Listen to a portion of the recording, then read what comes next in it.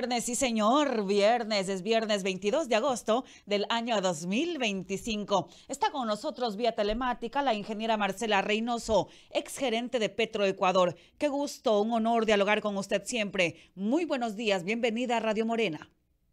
Muy buenos días, para mí también es el mismo gusto y el mismo honor.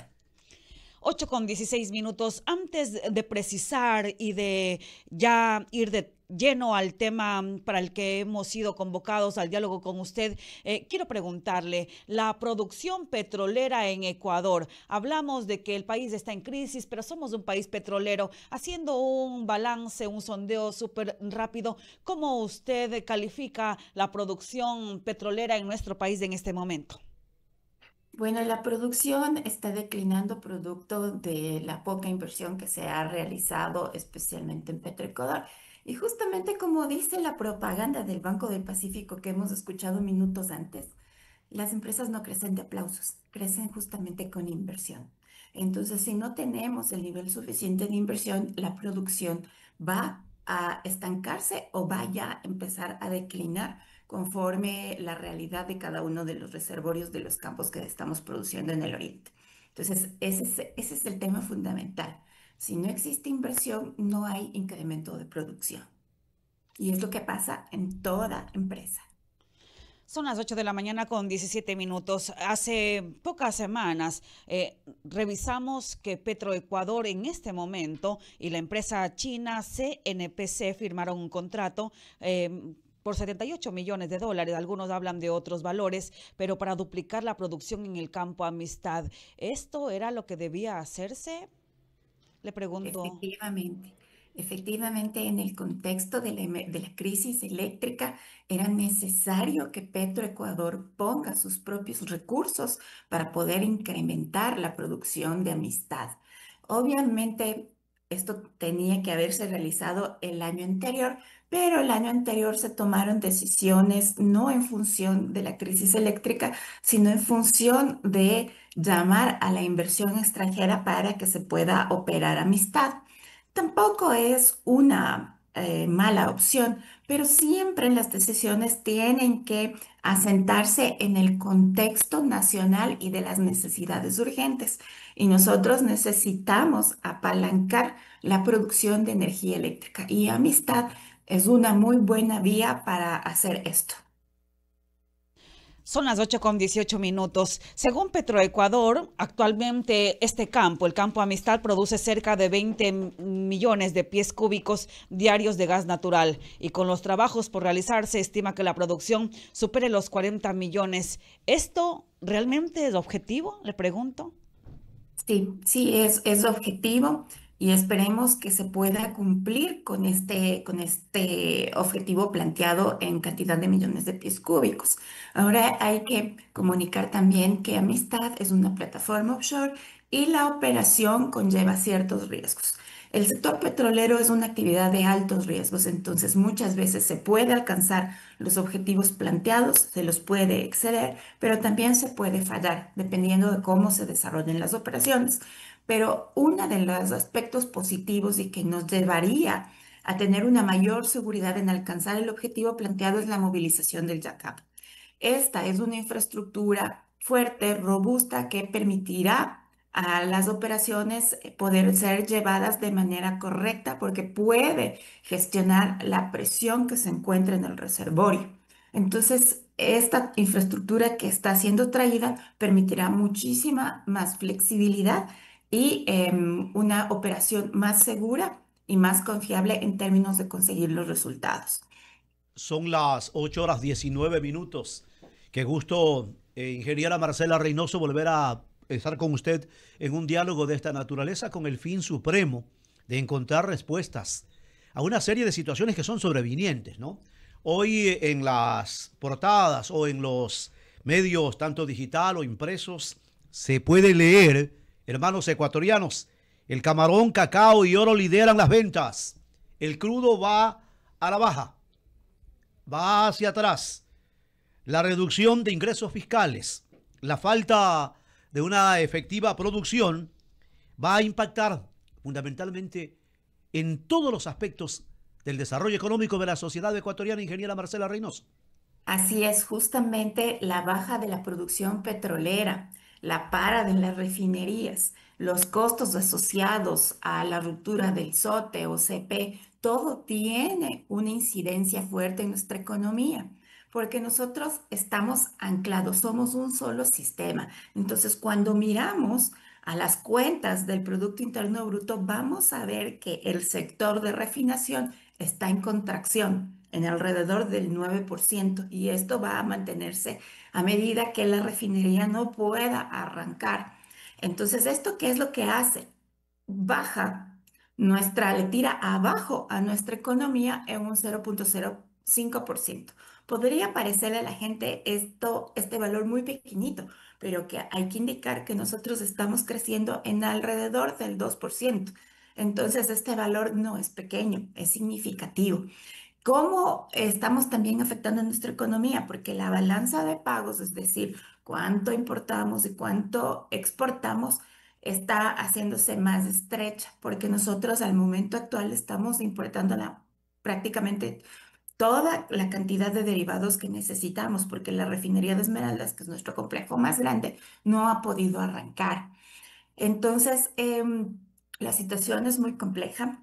Hay que comunicar a la ciudadanía que el sector energético realmente nos mueve, tanto el sector de la energía eléctrica como el sector de hidrocarburos.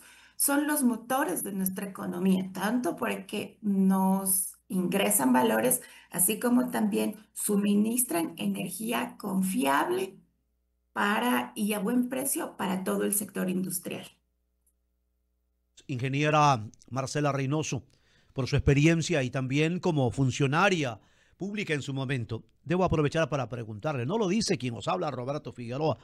A ver, el debilitamiento de la seguridad energética, problemas que el Ecuador, la sociedad ecuatoriana, sufre, su impacto, el por qué no encontramos líneas como para una verdadera diversificación, porque quienes se quedan solo con el tema producción de petróleo no se dan cuenta que se ralentiza, se paraliza. Un ejemplo clarísimo, obras elementales en municipios, en localidades, ante la falta de sus derivados. No solamente es el precio como está en el mercado, que se lo ve y se lo puede rápidamente visualizar, el impacto fundamental. El fomento, por ejemplo, cuando hablo, y usted lo refirió hace un rato, ¿qué está pasando con nuestra producción de gas? El aprovechamiento, a eso me refiero. Una política para el aprovechamiento del gas del Golfo, y no solamente entiendo que en el Golfo. ¿Cuándo llega o por qué no llegamos a habilitar políticas de esa naturaleza? Bueno, no llegamos porque en realidad no se plantea el diseño de la política energética aún. No, no estamos haciendo tampoco el enlace con las políticas de desarrollo nacional, porque no tenemos en realidad un horizonte o una postura de cómo nos vemos de aquí a 10, a 20, a 30 años. Eso la hemos ido perdiendo y es importante que esta visión de país se construya también con la ciudadanía. Entonces, la ciudadanía también tiene que hacer su tarea y su tarea es informarse, su tarea es formarse, es involucrarse en el aspecto político de la situación de nuestro país. Entonces, pero para esto también lo principal es formarse. Entonces, todos los esfuerzos que hacen los medios de comunicación para llevar el conocimiento a la ciudadanía son muy, muy, pero muy valiosos, porque nosotros tenemos que formar un criterio, tenemos que activar nuestra capacidad de razonamiento para exigir a nuestros gobernantes las políticas necesarias que efectivamente mitiguen todos los problemas que nosotros estamos viviendo. Pero necesitamos siempre de una ciudadanía activa, de una ciudadanía que cuestione, que exija. Y eso es saludable, tanto para el gobernante de turno como para toda la sociedad. Lo que se persigue de esta forma es subir realmente la eficiencia de todos nuestros procesos, la eficiencia gubernamental, la eficiencia del sector empresarial. Entonces, por ningún lado está malo exigir. Exigir solamente nos hace mejores ciudadanos y mejores gobernantes. Y eso es a lo que deberíamos apuntar, porque ahí es donde está la clave para que todos podamos disfrutar una mejor calidad de vida. menos en el orden personal. Cuando se dice, ¿no? Somos un país petróleo dependiente. Cuando tengo que contar notas de esta naturaleza, ha crecido la venta. Hablo de las ventas del camarón, el cacao y otros productos, los denominados commodities en el orden de economía del país. No puedo dejar de lado de mirar fundamentalmente qué pasa con el tema sector petrolero.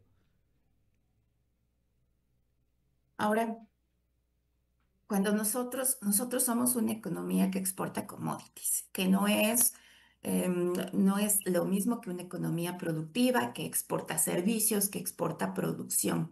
Al nosotros ser una economía que exporta commodities, estamos sujetos a la volatilidad de los precios de estas materias primas, sea petróleo, sea cacao o café. Entonces, ¿y qué es lo que pasa? Que cuando nosotros exportamos estas materias primas, luego tenemos que ir a comprar en el mercado el producto terminado. Y esto hace que nuestra economía no crezca y que en ciertos momentos se empobrezca. Por esta razón, nuestro modo de desarrollo es un modo extractivo. Entonces, el que está anclado justamente en la venta de commodities. Y si no tenemos la capacidad nosotros de añadir valor a estos commodities, nosotros no vamos a crecer lo suficiente como para que nuestra población tenga mejor o mayor poder adquisitivo. ¿Y qué quiero decir esto? Asentémoslo. Vendemos cacao y compramos chocolates. Entonces vendemos petróleo y compramos derivados, importamos derivados. Entonces, todas estas distorsiones económicas tienen que irse solucionando, pero a partir de una planificación sistémica, una planificación de nación, una planificación donde nosotros tengamos una agenda, que es la agenda, lo que yo quiero hacer, una agenda de cómo me voy a insertar en el mercado internacional, pero también qué es lo que voy a desarrollar en mi país. Y para todo esto, para toda actividad humana, se necesitan hidrocarburos, se necesita electricidad, también se necesita en ciertos casos minería. Y aquí me detengo un poquito con lo de minería. Es justamente el mismo problema de exportar crudo para comprar plásticos. Aquí también lo que estamos haciendo es intentar desarrollar la minería, exportar minerales para después comprar celulares, para comprar baterías para todo el tema de energías renovables. Entonces, aquí debemos pensar en cómo podríamos añadir valor justamente a todas estas industrias extractivas, petróleo y minería. El momento en que podemos añadir valor a estas industrias, nosotros estamos garantizando a la población el acceso a mejores sueldos y a una mejor calidad de vida. Son las 8 de la mañana con 28 minutos en Radio Morena. Ingeniera Marcela Reynoso, exgerente de Petroecuador. Hace bastante rato ya, pasaron 2 años aproximadamente, 2 o 1 año, de la consulta popular ITT, del Yasunidos. ITT, Yasuní ITT, en la que los ecuatorianos, la mayoría de los ecuatorianos, es decir, ganó la propuesta de los ecuatorianos de que no se toque o que no se explote el petróleo del bloque 43 del Yasuní ITT. Pero esto no se ha concretado, es decir, no se ha efectivizado los resultados de la consulta popular. ¿Usted conoce si se sigue explotando ese campo petrolero? ¿Qué ha pasado y cuál es realmente la incidencia que va a tener en la producción petrolera en el Ecuador? Ya, de acuerdo con los datos que maneja la Agencia de Control y Regulación de Hidrocarburos, el bloque 43, el ITT, sigue en producción. Y quisiera que la ciudadanía conozca el porqué. Porque, en primer lugar, la pregunta con respecto a dejar la producción en el subsuelo es extemporánea. Fue planteada en un inicio antes del inicio de la explotación del campo y ahí era pertinente. Si la población se manifestaba en función de dejar esas reservas en el subsuelo, pues se las debía haber dejado y no había un impacto económico, un impacto ambiental como lo que nosotros podríamos vivir hoy. Entonces, primera cosa, la pregunta es extemporánea, la pregunta fue formulada antes de la extracción. pero también la extracción inicia con una declaratoria de interés nacional aprobada por la Asamblea Nacional. Y la Asamblea representa también al pueblo. Entonces, ahora, ¿qué es lo que pasa? Una vez que la Corte Constitucional decide acoger nuevamente la pregunta, se lanza la consulta en un contexto de desconocimiento por una parte de la población nacional de las implicaciones de cerrar un bloque en producción, porque ya estábamos hablando de un bloque en producción, no estábamos hablando de un lugar pristino que no había sido intervenido.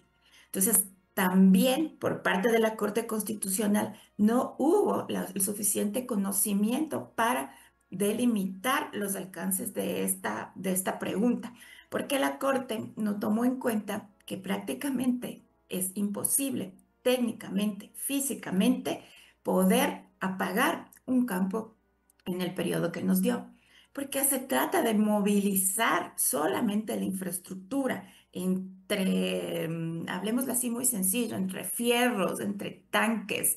Es una infraestructura, son volúmenes que podrían llenar un estadio olímpico.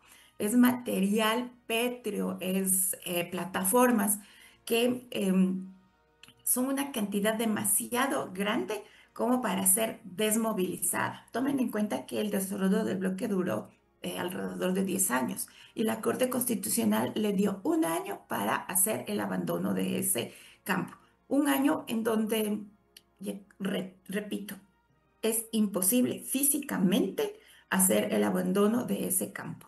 Entonces, pero también se dejó de lado los impactos financieros. Entonces, el cerrar el ITT nos cuesta a los ecuatorianos una pérdida anual de alrededor de 1.200 millones y una inversión o un gasto en el desmantelamiento de alrededor de 2.000 millones. Y yo me pregunto de dónde los vamos a sacar, porque actualmente el presupuesto general del Estado tiene un déficit.